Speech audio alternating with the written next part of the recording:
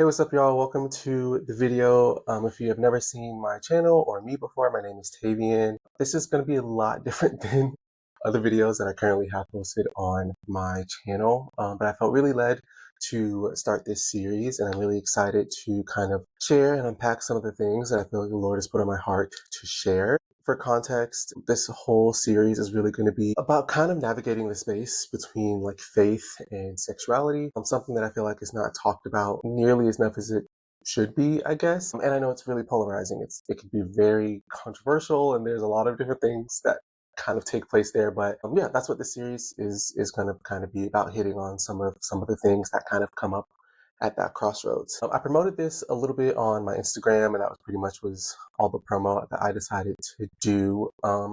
But yeah, before I kind of get into things, I do want to share a little bit about myself. This is going to be honestly a snapshot of who I am in my life. A lot of this is kind of branching off from a podcast that I did with a good friend of mine named Cassidy. I believe her podcast is still on YouTube, and so I'll link the video or like the episode that I was in. That'll be a little bit more of an in-depth kind of like intro to who I am, because I share a lot more than I'm probably going to share right now. And if you're interested in kind of hearing that, and that is really the start of this conversation, I'll try to link it. I definitely will link it in the caption. Hopefully there's somewhere on the screen you can click. If not, it'll be for sure in the caption, but definitely check that out if you would like some more information on me and my story. But the rapid fire version of who I am and why I'm here and why I'm doing this and how we got here. Like I said, my name is Tavian. I am 27 years old, born and raised in Florida, and I spent all of all of my life dealing with same-sex attraction. I came out in the 8th grade as bisexual, which happened shortly after my parents started going to church. And so you can imagine, as new Christians, that was not the easiest thing for their child to kind of come to them and talk about. And so the signs were there when I was young. I always felt a little bit different, and it wasn't really until middle school where I kind of was able to put some words to some of the things that I was feeling and experiencing. And I would say, honestly, from middle school all the way up and through college, like I was just in this constant battle because I would say, if I had to put it in order, I like came to know Christ at a young age, or was exposed to church at a young age, or started going to church, however you want to put that. Kind of felt like I had this revelation as it relates to my sexuality. And then immediately following, like the year after that, I had a radical encounter with the Lord over the summer. And so I just remember going into my freshman year of high school so confused, because here I have this newfound faith and all this love and adoration for Jesus and who he is, but I'm also carrying the weight of like, okay, but I'm attracted to men and I'm attracted to women. You know, I grew up in church, and specifically black church. And so that just was, it just, you know what I'm saying? So I had to really deal with kind of the duality of those two things at the same time. And it wasn't easy.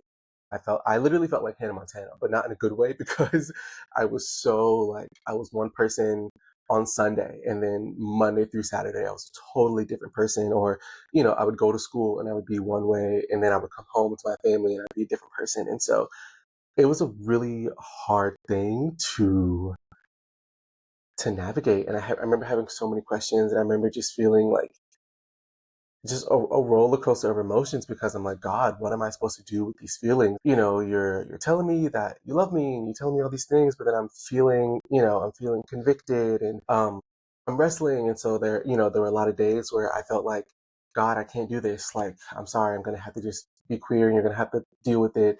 But then there were days where I'm like, no, like, you know, I can do all things through Christ, and I can overcome this. And so I kind of just, again, I just wrestled with it for years, well into being an adult in my first couple of years of college. I would say I kind of went back and forth, very in and out, middle school up and through like my sophomore year of college. And right before my junior year of college started, I had changed churches, and I was in just new social circles. And I think the Lord was really, I think I got to a place where I was complacent, more or less. I was going through the motions, very just, you know, I was going to church on Sundays to check the box, that kind of thing. Definitely was treating God kind of like a genie, and just praying when I needed things, but not actually trying to have a relationship with him. And yeah, I had another encounter with the Lord um, right before I started my junior year. I was 20, 20, I think I was 20 and I was getting ready to turn 21. And yeah, I found myself back kind of in this place where I was like, wait, like, no, like God has more for me. And this is not the life that, it's not the life that I desire to live, for one. And it's not the life that the Lord desires for me to live either. And so, right after that, I ended up going to ministry school, and I went to a Christian university to start my junior year of college. Went to that school for about 2 years, and then went into the workforce, a whole bunch of other stuff that's just not super relevant for this conversation. But yeah, I was super invested in ministry. I worked in ministry for about a year and a half, and so I was doing all those things. I was involved in all of that, and then I kind of got to this place, shortly after I turned 25, or right before I turned 25, where I kind of felt stuck again. I hit a place where I was just tired. I think there's a lot when you are pursuing the Lord and you have to leave your old life behind. The reality is that sinning is just easier, and so I got to a place where it was just difficult to keep going. And I was like, God, I don't know what this is. I had a whole bunch of stuff from my past that was like resurfacing, stuff that I just didn't deal with.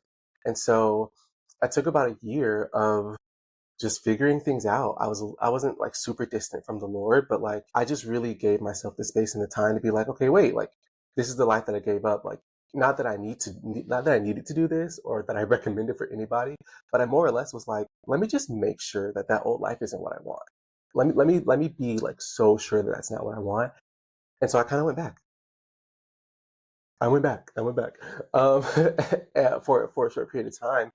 And in that time, ironically enough, I also made sure that I was very intentional to put myself in spaces where I could encounter the Lord. And so even though I was in this place of trying to figure things out, I was super active in church, and I was going to small group, and I was putting myself in environments around other believers to be encouraged. Ultimately, the Lord was just like, so is that what you want? And I was like, no, it's not what I want, God, it's not what I want. And so, yeah, and so now I found myself in this place where um, yeah, people kind of say the expression like been to hell and back. And so I feel like to myself, to an extent, I turned back. I tried to go back. It felt very prodigal son. You know what I mean? I went out into the world to try to find things that I felt like I couldn't get from God. And then once I was left with nothing, God was like, how's that working out for you? And I was like, yeah, not so well. And then, yeah, I did the work of rededicating, and now I feel stronger than I've probably ever been in any other season of my life spiritually. And shortly after kind of like coming back to the Lord, um, he really just laid it on my heart. I feel like I was doing a lot of research as I was trying to it was almost like I was trying to find holes in God's way so that I could be like, oh, see, this is why I need to go back. But I wasn't finding holes. I was actually just finding more information and more knowledge that was actually supporting me needing to give my life to the Lord. And so in that process and in that time of studying and just like researching, I found out so much stuff, and I feel like the Lord really revealed a lot to me and downloaded a lot to me. And I found myself in this place of like just noticing like attention for a very long period of time. And it's not a shock to anyone or unknown to anyone, but historically, the church at large has not had the best relationship or dynamic, if you will, with the LGBTQ, queer community. And I found myself in this place where it was like there were a lot of people, like a lot of Christians, a lot of believers who, with the purest of intentions, were trying to evangelize, were trying to share truth, but honestly just weren't doing it in a loving way. And I'm like, if you had tried to convince me to come to Christ in the way that you're doing it right now, I would be so uninterested, because you're not coming at me in a loving way. You're not providing space for me. Like, you know what I'm saying? Like, I think a lot of the ways that Christians tend to approach this topic and this conversation, it's just not good. And they don't lead with love and or compassion. And so I felt a burden there. And on the flip side of that, I think there are a lot of people, who, similar to myself, grew up, queer or same-sex attracted, however you want to call that. There's just a lot, I think, that people just kind of take and run. You get told certain things, and people speak negative things over you at a young age that just really sits with you, and then you find yourself disinterested from anything having to do with Christianity or with God, because man and these people truthfully have just painted a bad picture.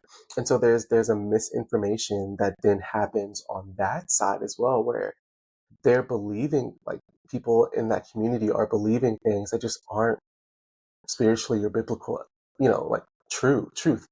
And so as I was kind of noticing that tension, I really felt like the Lord was kind of pushing me to fill in that gap. And so, to the believer, hey, if this is something, if there's somebody in your life that you want to minister to, here is, some helpful things to know or to say in conversation that can actually be beneficial to, if nothing else, at least let the person you're talking to have an open ear and like receive well, versus being on defense based on how you're coming at them.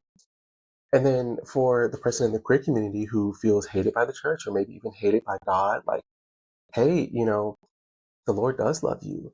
And there's no, what I'm saying, like, he desires to have a relationship with you. I think the reality is that that relationship does take action, not just on the Lord's part, but on our part as well. And so kind of just creating a space, creating a table, if you will, for, I love analogies, but it's almost like creating a table and being like, okay, everybody come sit down, everybody come sit down, everybody come sit down. I want to even the playing field.